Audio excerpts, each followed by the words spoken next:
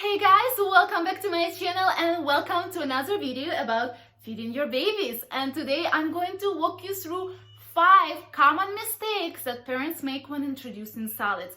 Avoiding this will help you to raise a good eater. And in case you're new here, then welcome first of all. It's so nice to have you. My name is Karyna. I'm a full-time mom. I have a daughter whose name is Mikhaila. She is 2 years old and she's a great eater. She has a great appetite. She's feeding herself with a spoon for like a year now. She is an intuitive eater and independent eater. And I'm not an expert, but I did a great job with my first one. I'm planning to do a great job with this one as well, and I will be documenting our journey with my baby boy.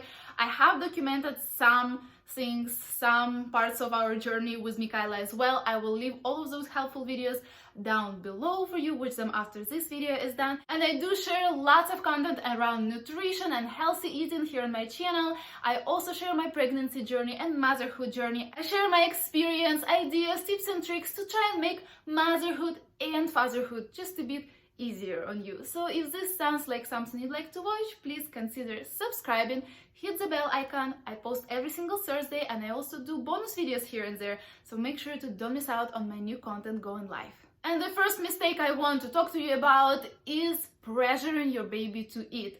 It includes starting solids way too early or just a little too early when your baby is just not ready. You need to look for those cues, for that interest in food. You need to develop it yourself. There is a lot that goes into it, and I might make a separate video about that, but I did talk more about it in a video where I tell you how to start solids right and how I taught Mikhaila to eat with a spoon, so they're gonna be down below. But if you pressure your baby to start solids when he or she is not ready, it's gonna be a problem later on. If you pressure your baby to finish their food or you force feed them with a spoon, it's gonna cause a problem. Don't do that. Mistake number 2, introducing fruits first. And this will not necessarily mean that your baby will become a picky eater, but it might. You should start solids with more of a bland taste. I started Mikhaila on vegetables, particularly on broccoli puree. We did purees in the beginning, or zucchini puree, avocado, mashed avocado. Sometimes I would add my breast milk to it for better digestion and for more common taste. Some people start with cereals. If it's a good quality cereal, even if you buy it at the store, which I have a video review of all the store-bought cereals, it should not have any sugars or any natural artificial flavors, nothing like that. It should be bland and as simple as it can be, one ingredient only. So if you start with tastier foods like banana or apple or strawberries, they might refuse vegetables later on. Mistake number 3 is feeding your baby separately. Not when you're eating. You need to be eating with your baby together. This is how they develop their interest in foods. This is how they learn everything.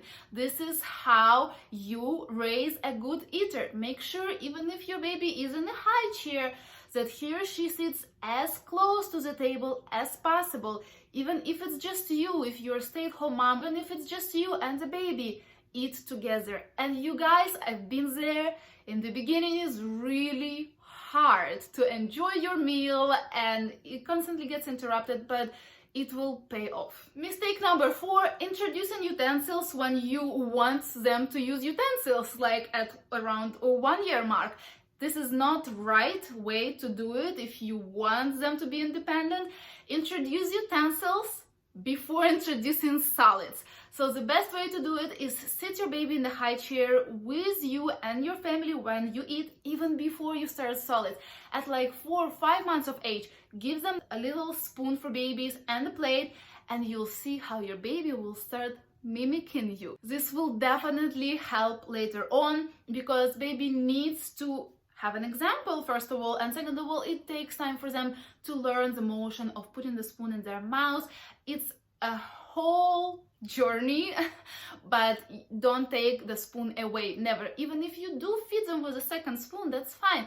Always give the baby their own spoon, let them make the mess, there will be a lot of mess involved, but eventually they will eat very clean. Michaela does a great job from like 1 year old. I have a whole video again about how exactly I taught her to eat with a spoon, and I did not invent any unique strategy or something like that. It's just those simple steps that if you think about it, it makes sense.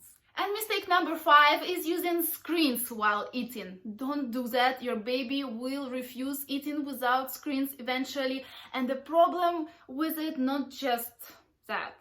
The thing is, your baby will not be involved in the process of eating. He or she will be just watching the screen and concentrating on what's going on there, and couldn't control the amount of food he eats, just like me and you. Adults do that too. We shouldn't be watching anything or even listening to anything, even if it's a podcast, while eating. When we don't concentrate on our food, we don't catch the moment when we're actually full. We tend to overeat.